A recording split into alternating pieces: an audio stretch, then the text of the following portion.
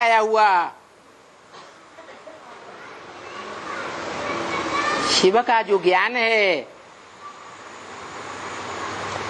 कि दृष्टि से सृष्टि सुधरती है। कैसे? दृष्टि से सृष्टि सुधरती है। लेकिन किसकी दृष्टि से सृष्टि सुधरती है? एक कौन है?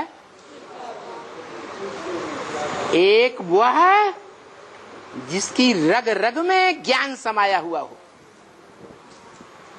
ईश्वरीय ज्ञान।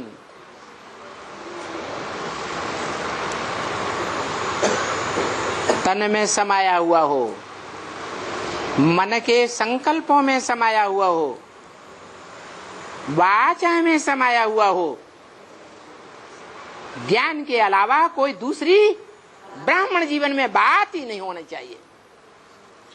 ब्राह्मणों का धंधा क्या है? जो बाप का धंधा सो बच्चों का धंधा। बापों के बाप, आत्माओं के बाप, परमपिता का क्या धंधा है? अरे उसका क्या धंधा? ज्ञान देना। तो बच्चों का भी क्या धंधा? देना तो बाद में होता है, पहला लेना फिर देना। ये ब्राह्मणों का मुख्य धंधा है। वो ब्राह्मण ब्राह्मण नहीं जो बाप का धंधा छोड़ करके दूसरा धंधा करे। क्योंकि बाप गारंटी देते हैं, मेरी सेवा में रहने वाले बच्चे कभी भूख नहीं मर सकते। दुनिया भूख मरेगी, सालों साल अकाल पड़ेगा, पानी की बूंद नहीं मिलेगी, अनाज का दाना नहीं मिलेगा, अरबपतियों की नोटों की गड्डियां सड़कों पर पड़ी रह जाएंगी। कोई उठा के खाएगा? वो भूख मरेंगे। लेकिन मेरे बच्चे, ज्ञान की सेवा करने वाले बच्चे, ज्ञान का लेन देन का धंधा करने वाले ब्राह्मण बच्चे भूख नहीं मर सकते।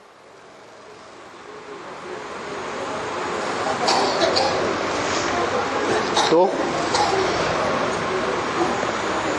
बच्चे कौन?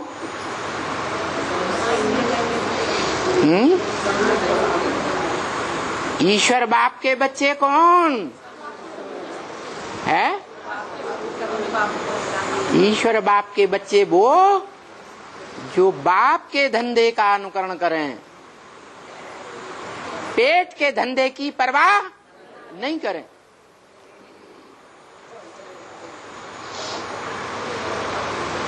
कहेंगे छोटे छोटे बाल बच्चे हैं,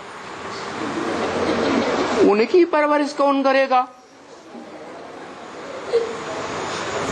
कहेंगे ना। तो बाप कहते हैं,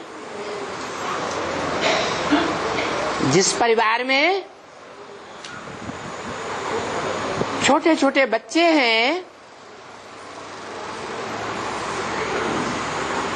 कारण या कारण बाप शरीर छोड़ देता है,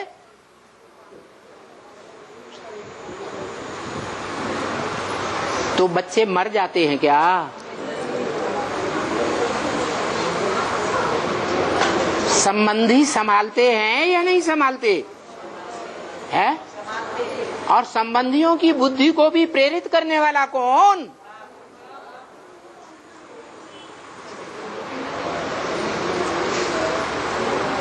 सबके ओर प्रेरक हृदय दीन बंधु रघुनाथ। सबके हृदय में प्रेरणा देने वाला संगम युग में कौन होता है? एक ही बाप है जो बापों का बाप है।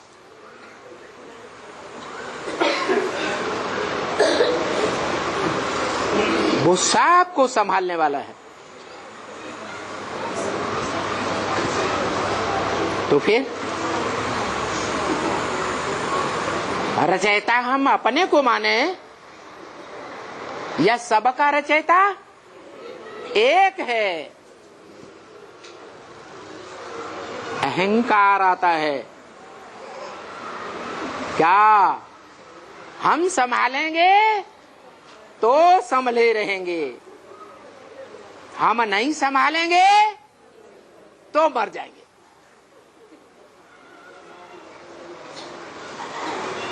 ये अहंकार नहीं है, है अहंकार है।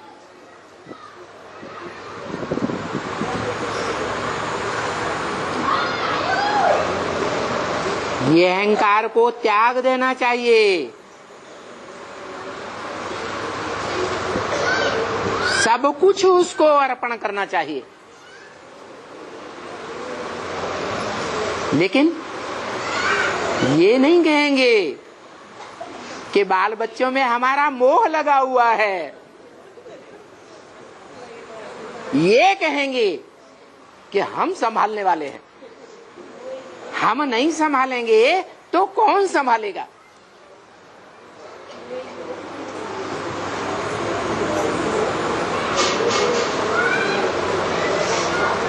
तो बाप कहते हैं ईश्वरीय ज्ञान की जो पढ़ाई है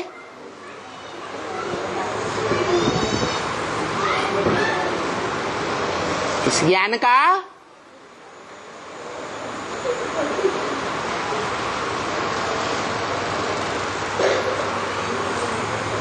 मुख्य एग्जाम कौन सा है? नष्टो मोहा स्मृति लब्धा। जब से ज्ञान में आते हैं,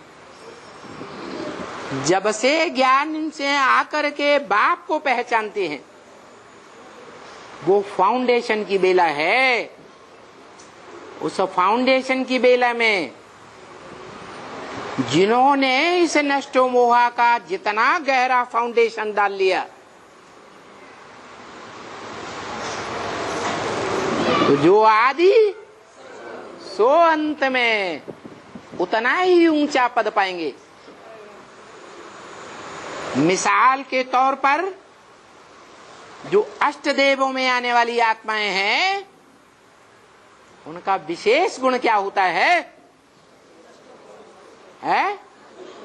जब से ज्ञान में आए होंगे तब से लेकर जब से बाप को पहचाना होगा तब से लेकर तन की सेवा बाप के प्रति अर्पण करेंगे।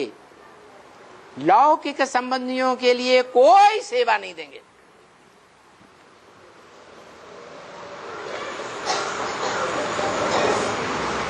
टटपुंजिया धन की सेवा, बैंक बैलेंस जो भी हो, उसका एक एक पैसा ईश्वरीय सेवा में लगाएंगे। कोई भी देह के संबंधियों की सेवा में एक भी पैसा नहीं लगाएंगे।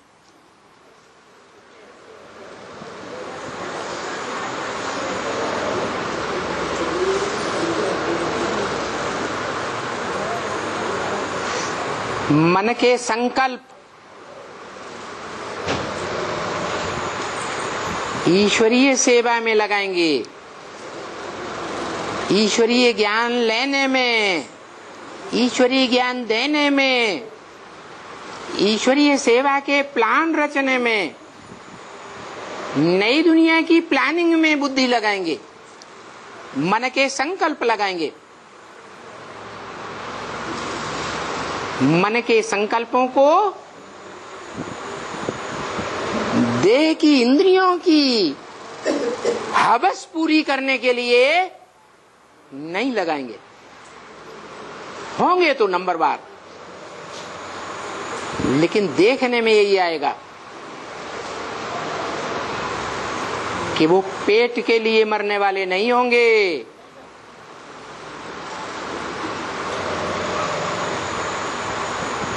ईश्वरीय कार्य में जिंदगी देंगे तो खिचड़ी खाने को मिलेगी, वो भी पतली पतली।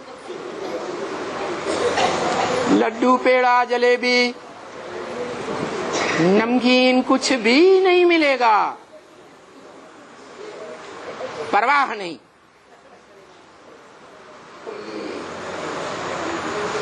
देह के पदार्थों, देह के संबंधियों, जीवन में संपर्क में आने वाली आत्माओं की सारी शक्ति ईश्वरीय सेवा में अर्पण करने वाले होंगे,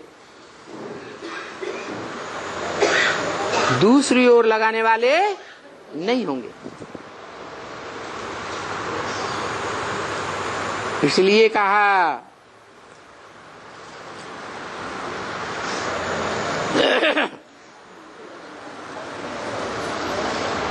ये गुप्त पुरुषार्थ है।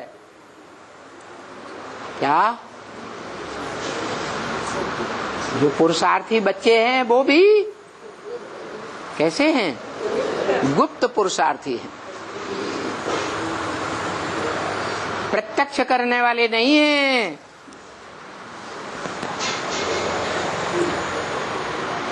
देह को भूल करके, देह की इंद्रियों की उपलब्धि भूल करके, देह की इंद्रियों से जो सुख प्राप्त करना है उसको भी भूल करके एक बाप को याद करता रहे।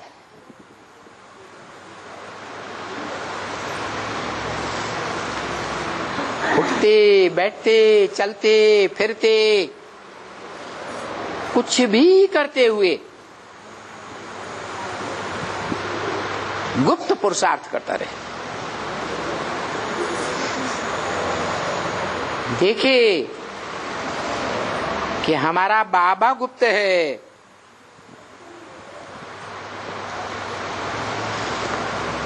जो कुछ भी सिखाते हैं गुप्त रखना सिखाते हैं। क्या क्या सिखाते हैं?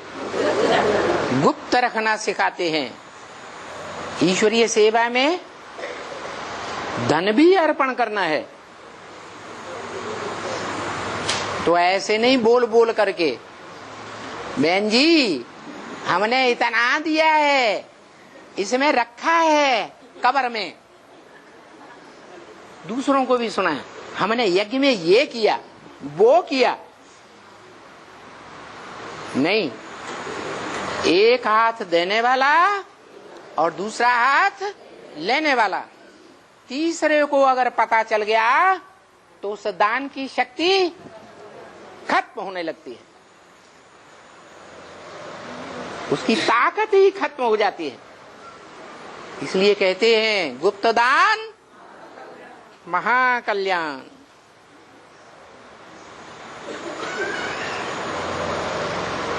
बैठे यहां हो, इस साकार दुनिया में बैठे हो,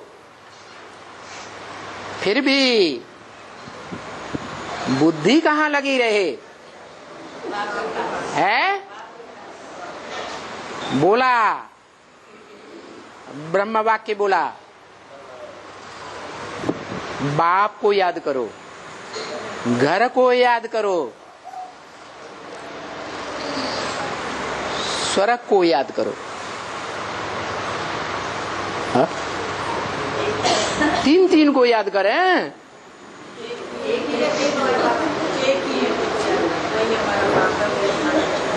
तीन के लिए नहीं बोला, इशारा दिया कि एक में ही तीनों हैं। वो हमको मुक्ति, जीवन मुक्ति देने वाला बाप भी है, प्रैक्टिकल में जीवन मुक्ति देने वाला है, प्रैक्टिकल में दुख दर्दों से मुक्त करने वाला है, मुक्ति देने वाला है।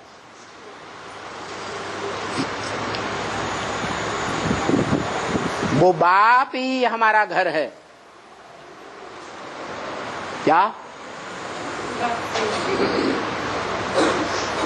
कौन से वाक्य से साबित होता है कि वो बाप ही हमारा घर है?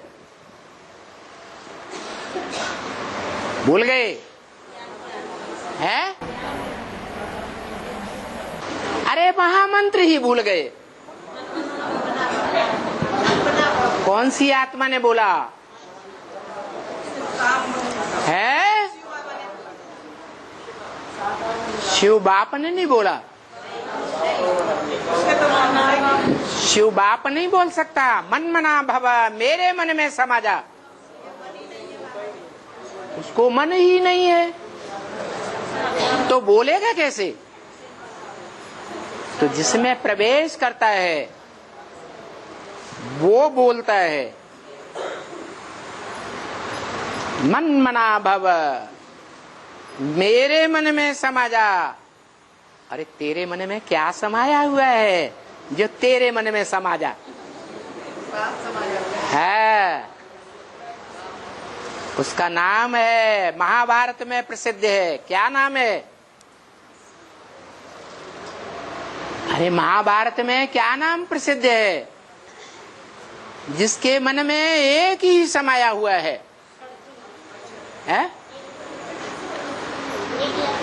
एक कोई प्यार करने वाला है, एकलव्य। जंगली आदमी है,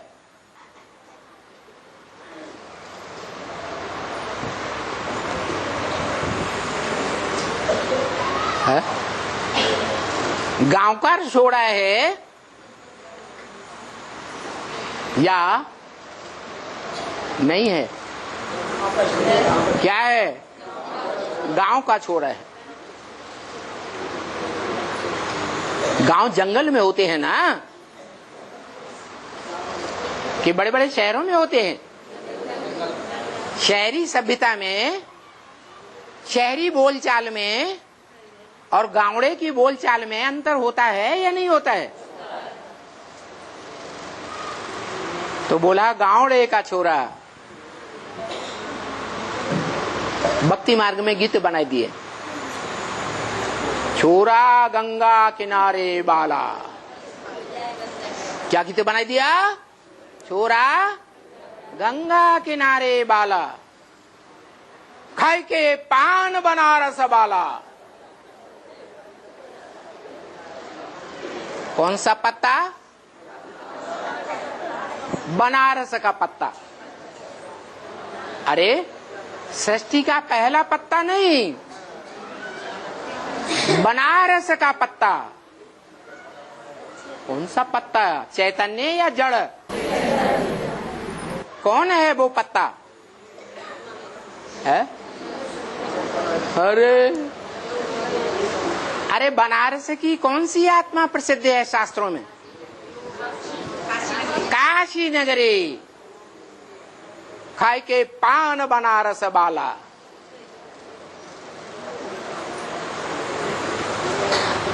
हुई जाए बंद कल का ताला, फिर तो ऐसा करे कमाल छोरा गंगा किनारे वाला।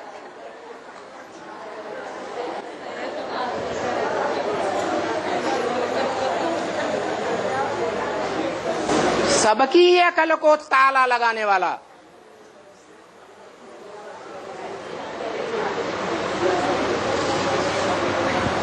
फर्रुखाबाद में मीना कांड याद है? जब अखबारों में पढ़ा था, मीना नाम की कन्या को लेकर के 2 महीने तक यूपी के अखबार शोरगुल मचाते रहे। बड़ी बड़ी इंक्वायरियां होती रही।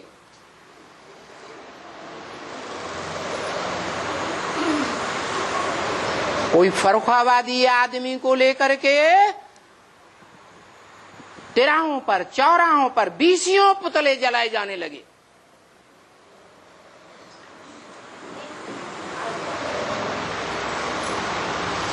कोर्ट कचहरियों में सैकड़ों लोगों को बुला करके एफिडेविट भरवाए गए, शपथ पत्र भरवाए गए।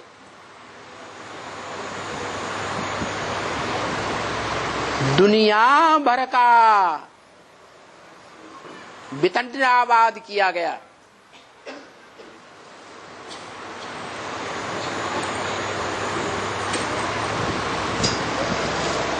पुलिस का महकमा परेशान,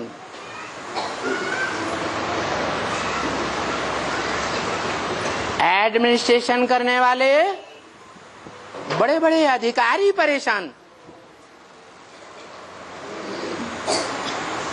हो जाए बंदा कल का ताला।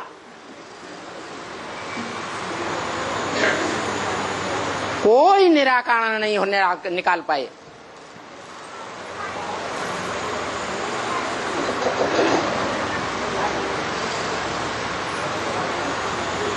आखिर वो कन्या को 20 दिन पुलिस में हिरासत में रखते हुए, तकलीफ देते हुए मुक्ति मिली और वो छूट करके फिर भी उसी जगह पहुंच गई जहां से जबरियन घसीट करके उसको पुलिस हिरासत में लिया गया था।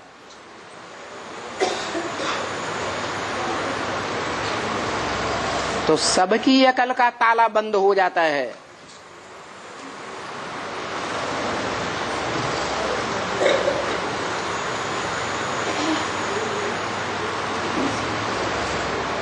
कौन ताला बंद करता है?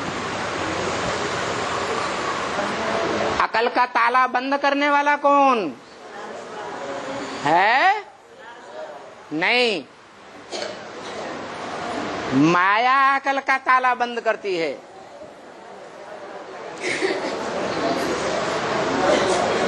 अकल का ताला माया बंद करती है।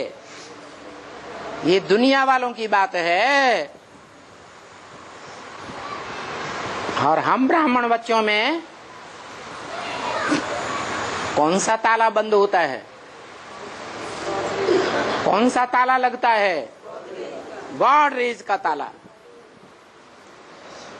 गॉड माने भगवान, रेज माने किरणें। भगवान की जो ज्ञान की किरणें हैं, उन किरणों का अगर महत्व नहीं दिया, उन किरणों की अवहेलना की,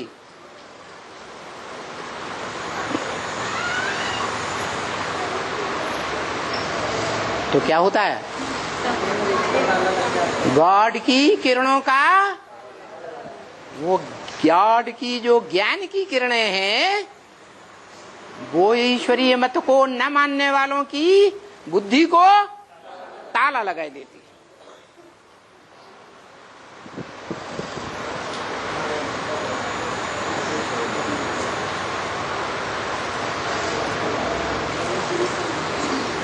जो मत देने वाला एक ही है प्रैक्टिकल में, जो ऊंच ते ऊंच मत देने वाला है।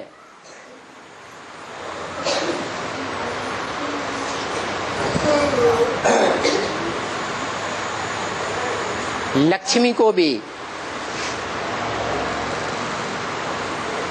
जो सारी दुनिया को प्रैक्टिकल ज्ञान धारण करके धारण कराने के निमित्त बनती है, उसको भी ज्ञान देने वाला कौन है? एक ही है जिसे नारायण कहा जाता है। वही अर्थ है नारायण का जो भारत का अर्थ है। नारायण माने, नार माने ज्ञान जल, आयन माने घर। जो विष्णु को क्षीर सागर में दिखाते हैं,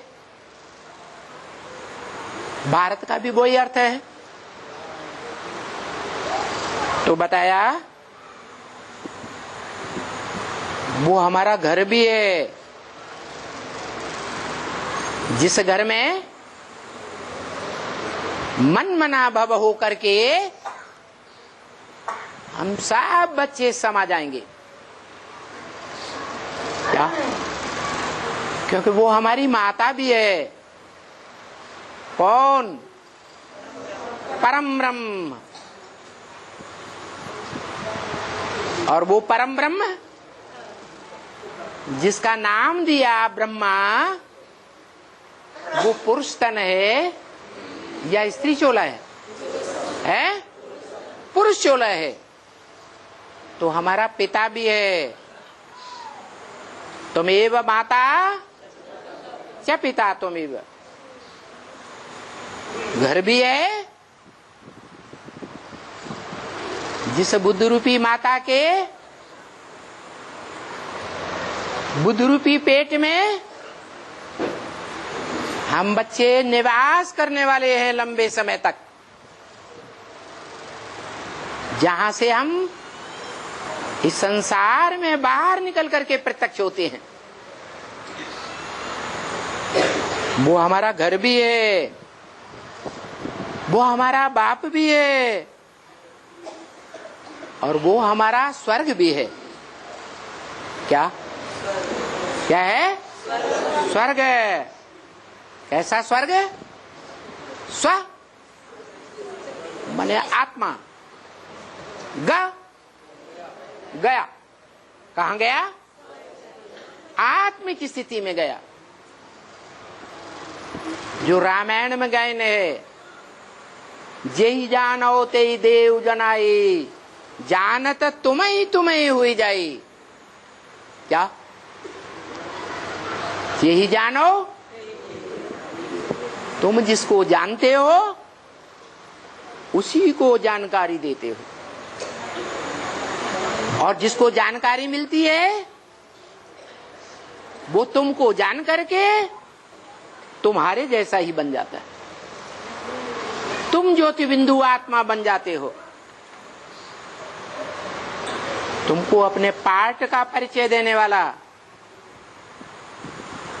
कि तुम कौन से नंबर के बाप के बच्चे हो, इस मनुष्य सृष्टि रूपी जंगल में तुम्हारा क्या पार्ट है।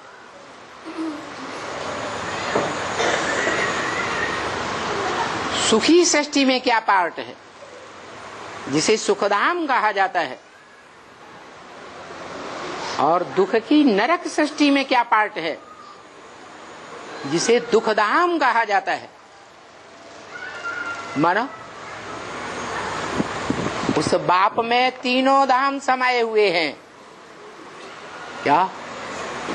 दुखधाम, सुखधाम और शांति धाम।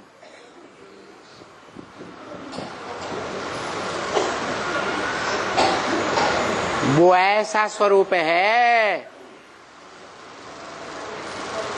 जो शिवलिंग के रूप में पूजा जाता है। उसमें समाने वाले अतीन्द्रिय सुख का भी अनुभव करने वाले हैं। इंद्रियों से परे का सुख, जो सुख क्षण भंगुर नहीं है। आज की दुनिया में इंद्रियों का सुख क्षण भंगुर है।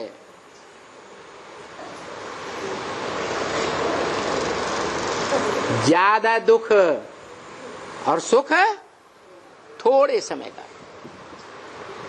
थोड़े समय के सुख के लिए सारा जीवन आदमी कितना दुखी होता रहता है। काग विष्ठा समान सुख है, क्योंकि मनुष्य जो खाता है और खाने के बाद जो रस निकलता है वो मनुष्य के अंग देह लगता है, और जो कचरा बचता है वो कौआ खाता है। इसलिए वो काग विष्ठा समान सुख कहा जाता है। अर्थात कलयुग के अंत में इस दुनिया में काव काव करने वाले, कौओं की तरह शोरगुल करने वाले उन कांग्रेसियों की गवर्नमेंट चलती है सारे संसार में।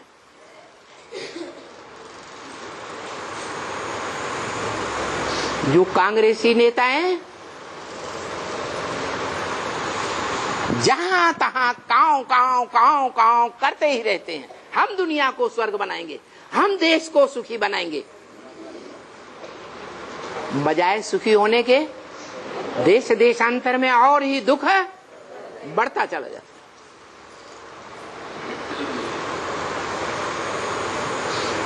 ये कौए हैं 5 स्टार होटल बनाने वाले, और उन 5 स्टार होटल में कालगर्ल्स को बुला करके कौओं की तरह विष्टा खाने वाले।